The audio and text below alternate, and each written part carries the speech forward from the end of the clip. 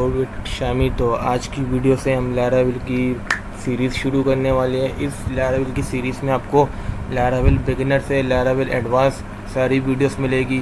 तो लैरावेल के जो अभी हम ट्यूटोरियल शुरू करने वाले हैं ये काफ़ी हेल्पफुल है बिगिनर्स के लिए स्पेशली। तो अगर आप इसमें इंटरेस्टेड है, इसमें काफ़ी इन्जॉयमेंट होने वाली है, तो अभी से ही चैनल को सब्सक्राइब कर दें और वीडियो अगर अच्छी लगे तो वीडियो को लाइक कर दें।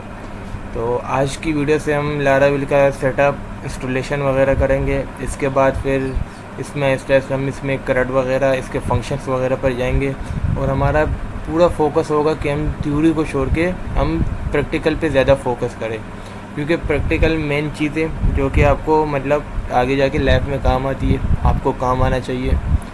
तो आप काम करेंगे, आपको ख़ुद ब खुद थ्योरी वगैरह आपकी इसकी नॉलेज हो जाएगी।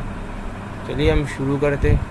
अब इसके लिए सबसे पहले हम आएंगे लैरावेल के वेबसाइट के ऊपर लैरावेल डाउनलोड करने के लिए। हम यहाँ पे लिखते हैं laravel.com। ये हमारे पास लैरावेल 12 की वेबसाइट आ गई है। ये कम्प्लीटली चेंज हो गई है। लैरावेल 11 तक ऐसा कुछ नहीं था। तो हम इसकी डॉक्यूमेंटेशन में आएंगे और यहाँ पे सबसे पहले हमारे पास आती है इंस्टॉलेशन। हम यहाँ से इसको इंस्टॉल कर सकते हैं। यहाँ पे हमें ये कमांड प्रोवाइड करता है। हम यहाँ नीचे आएंगे और करेंगे, ये रही। आपको सबसे पहले अपने CMD में ये वाली कमांड चलानी है, कंपोजर ग्लोबल रिक्वायर।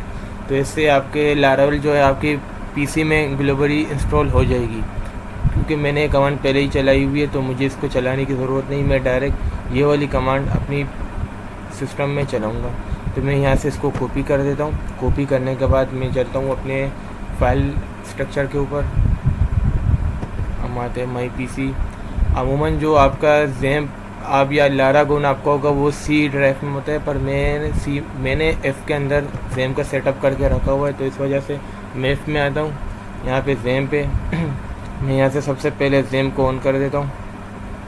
ज़ैम्प में हमारे पास अपाची और MySQL इन दोनों को ऑन करना पड़ेगा। मैंने इसको रन एज एडमिनिस्ट्रेटर पे ही ऑन किया हुआ है, तो मेरे को ऑन ऑफ करने की ज़रूरत ही नहीं। आप सबसे पहले अपाची ऑन करेंगे, फिर यहाँ से MySQL को स्टार्ट कर देंगे और फिर यहाँ पे आपके पास आता है htdocs आपकी मतलब एक मेन स्ट्रक्चर की फ़ाइल है। यहीं पे आपके सारे प्रोजेक्ट वगैरह यहीं पे कवर होंगे आपके। यहाँ पे आप अपने प्रोजेक्ट इंस्टॉल कर सकते हो।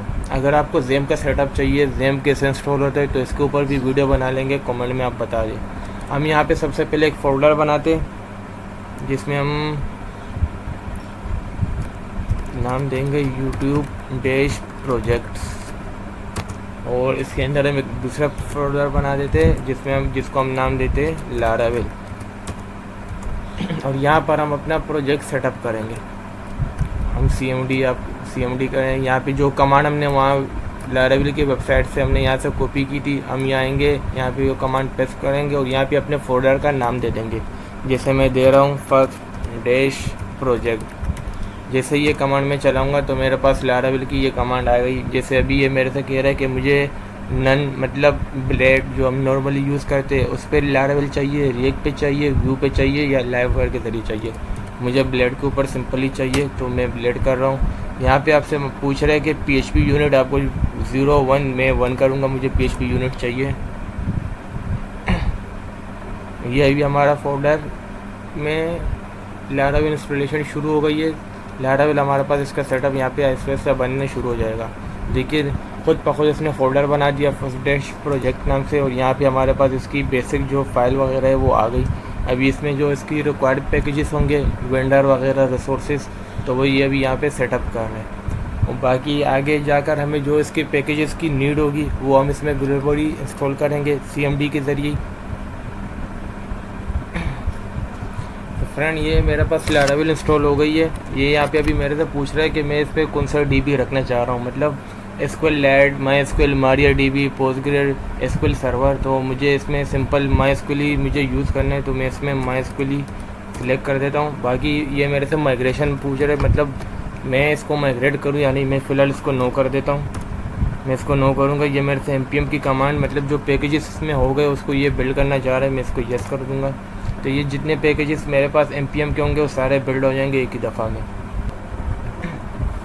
तो फ्रेंड यहाँ मेरे पास लैरावेल प्रोजेक्ट इंस्टॉल हो चुके हैं और ये अब मेरे को कह रहा है कि cd फर्स्ट डैश प्रोजेक्ट ये वाली कमांड मुझे चलानी है, क्योंकि अभी मैं अपने प्रोजेक्ट से बाहर हूँ। अगर आप देख सकते हैं मैं यूट्यूब डैश प्रोजेक्ट /laravel पे हूँ, जबकि मेरा यहाँ पे जो प्रोजेक्ट बना है वो फर्स्ट डैश प्रोजेक्ट नेम से बना हुआ है, ये रहा।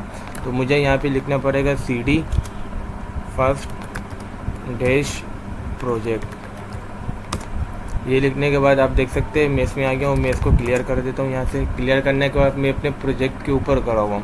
मैं यहाँ पे कमांड चलाऊँगा php artisan सर्फ। जैसे ये कमांड चलाऊँगा तो जो लैरावेल का जो अपना सर्वर होता है वो रन हो जाएगा, और जो पोर्ट पे जिस पोर्ट के ऊपर वो चलेगा वो ये पोर्ट है।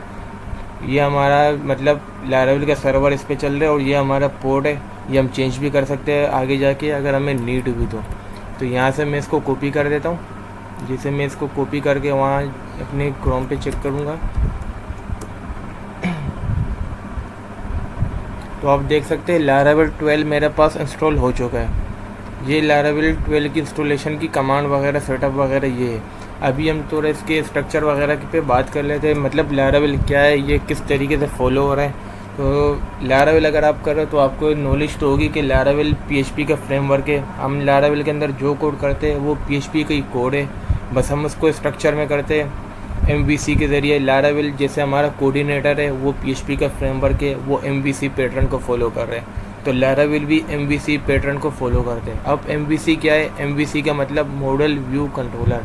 जैसे आप यहाँ पे देख सकते हैं हमारे पास यहाँ पे ये रिसोर्सेस है। रिसोर्सेस के अंदर हमारे पास व्यू नाम का फोल्डर है।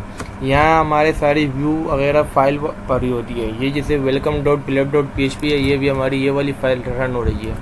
ये हमारी यहाँ पे व्यू की फाइल पड़ी हुई है, समझ लिया आप। दूसरा हमारे पास यहाँ पे राउट्स मतलब राउट्स में हमारे पास web.php और api.php की 2 फाइल मिलती है। api.php लैरावेल 12 के बाद ग्लोबली ख़त्म हो गई। अगर आपको नीड होगी तो आप उसकी कमांड चलाओगे तो आपके पास api.php बन जाएगी।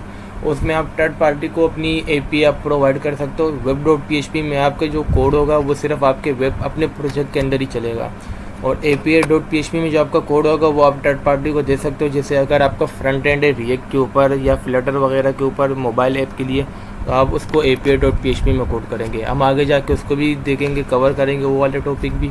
तो web.php में आपकी राउटिंग वगैरह होगी। आप यहाँ पे जो राउट करोगे वो राउट आपका हेड होगा कंट्रोलर पे। कंट्रोलर आप ऐप के फोल्डर में जाएंगे। ऐप के फोल्डर में आपको 3 फोल्डर मिल रहे हैं, HTTP मॉडल प्रोवाइडर। मॉडल हमारे जैसे अभी बाय डिफ़ॉल्ट इसमें यूज़र का मॉडल बना हो रहा है। ये मॉडल हमारे डेटाबेस को रिप्रेजेंट करते, समझ लिया आप। डेटाबेस में हमारे पास अगर कॉलम कोई टेबल बना हुआ है यूज़र्स का, तो वो इस मॉडल में हमें इसको रिप्रेजेंट कर रहा है कि ये यूज़र का जो डेटाबेस में जो कॉलम है वो इस मॉडल का है। हम जो मॉडल बनाएंगे उस बिहाफ के उस बिहाफ पे हमारे पास PHP MyAdmin या MySQL में हमारे पास टेबल होना चाहिए। दूसरा हमारे पास यहाँ पे HTTP या हमारे पास कंट्रोलर नाम का फोल्डर होगा, और उसके अंदर हम मल्टीपल कंट्रोलर बनाएंगे। हमारे पास जितने मॉड्यूल होंगे हम साथ साथ कंट्रोलर बनाते जाएंगे। हम एक में भी काम कर सकते हैं, पर यह बेड प्रैक्टिस कहलाएगी। हमें हर मॉड्यूल के लिए अलग अलग कंट्रोलर बनाना पड़ेगा। जैसे समझ लिया आप, हमारे पास यूज़र का एक CRUD है तो यूज़र कंट्रोलर, फिर उसके बाद पोस्ट कंट्रोलर, हर एक के लिए अलग अलग। आई होप फ्रेंड आपको ये वीडियो अच्छी लगी हो। अगर वीडियो अच्छी लगी तो चैनल को सब्सक्राइब कर दे। अगली वीडियो में हम इसका लैरावेल के ऊपर CRUD करेंगे और फिर आगे इसके फुल एडवांस ट्यूटोरियल हम शुरू करने वाले हैं।